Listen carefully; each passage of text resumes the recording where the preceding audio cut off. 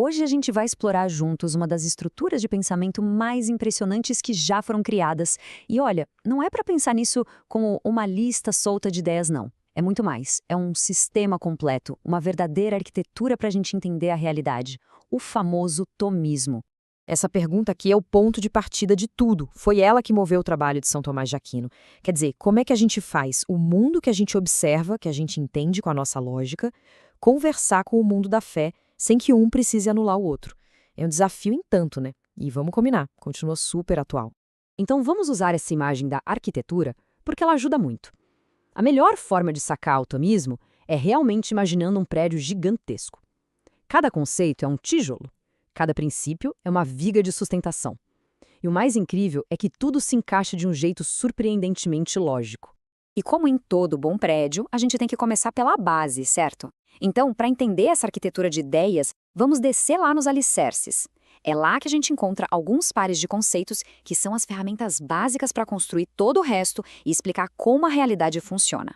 A primeira dupla de ferramentas é ato e potência. Parece uma coisa super abstrata, mas é algo que a gente vê o tempo todo ao nosso redor. Pensa numa semente. Ela ainda não é uma árvore, claro, mas ela tem a potência, a capacidade real de se tornar uma. Quando ela finalmente germina, cresce e se torna uma árvore, essa potência foi realizada, ela chegou ao ato. Qualquer mudança que existe é basicamente essa passagem da potência para o ato.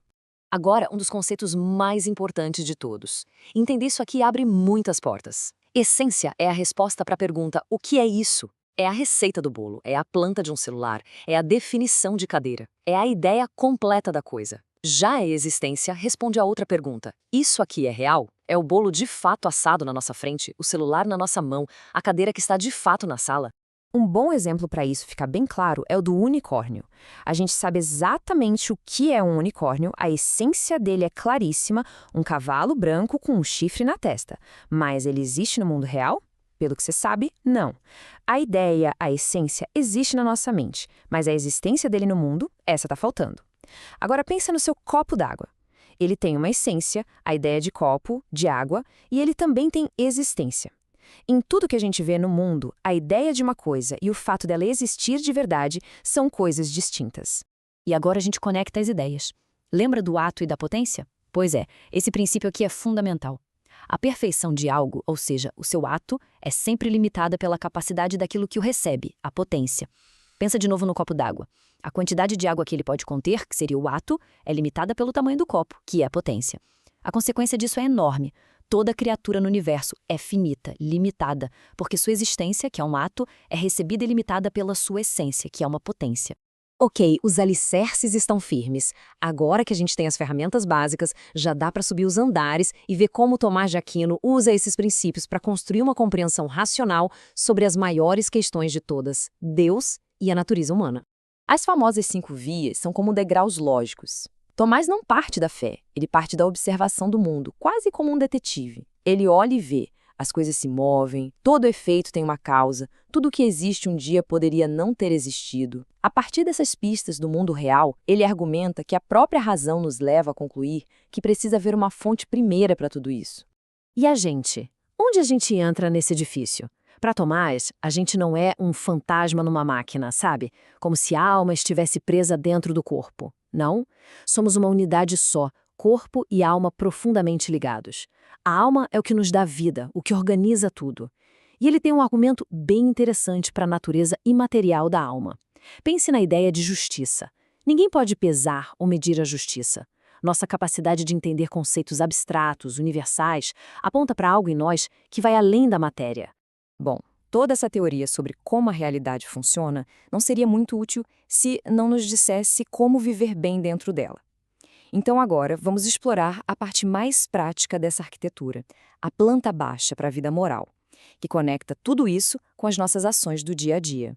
Parece óbvio, né? Mas essa é a base de tudo. Para Tomás, isso é uma inclinação natural. Da mesma forma que a nossa inteligência busca a verdade, a nossa vontade busca o bem. A vida moral, então, é essa jornada de usar a razão para descobrir o que é realmente bom e, a partir daí, guiar nossas escolhas nessa direção. Só que o pensamento de Tomás, como um teólogo cristão, vai além. Moralidade não é só seguir um livro de regras. Ele fala da nova lei como uma transformação que vem de dentro, uma lei escrita no coração que nos ajuda a querer fazer o bem, agindo por amor e não só por pura obrigação. E qual seria o topo desse edifício moral, o objetivo final da jornada? A resposta é a caridade, o amor. Para Tomás, todas as outras virtudes, a coragem, a justiça, a moderação, só encontram seu verdadeiro sentido quando são guiadas e aperfeiçoadas pelo amor a Deus e, consequentemente, ao próximo. Tá bem, mas tudo isso foi pensado há mais de 700 anos. O que isso tem a ver com o nosso mundo de hoje? Olha, talvez a maior relevância do tomismo esteja justamente na sua principal característica. Num mundo que parece cada vez mais fragmentado, o valor de um sistema de pensamento integrado fica ainda mais claro. E este é o ponto central. O tomismo não é um buffet de ideias em que a gente pega só o que gosta. É mais como um motor. Cada peça depende da outra para tudo funcionar. A ética depende da visão sobre a pessoa humana, que por sua vez depende da metafísica. É essa coerência que dá a força e a beleza para todo o sistema. E com isso, a reflexão final fica em aberto. Numa época em que a gente recebe milhares de pedaços de informação todos os dias, muitas vezes sem conexão nenhuma entre si, qual é o valor de encontrar um mapa, uma arquitetura que se propõe a unir tudo, desde a menor partícula da realidade até o sentido da vida? É uma pergunta que, com certeza, vale a pena a gente pensar a respeito.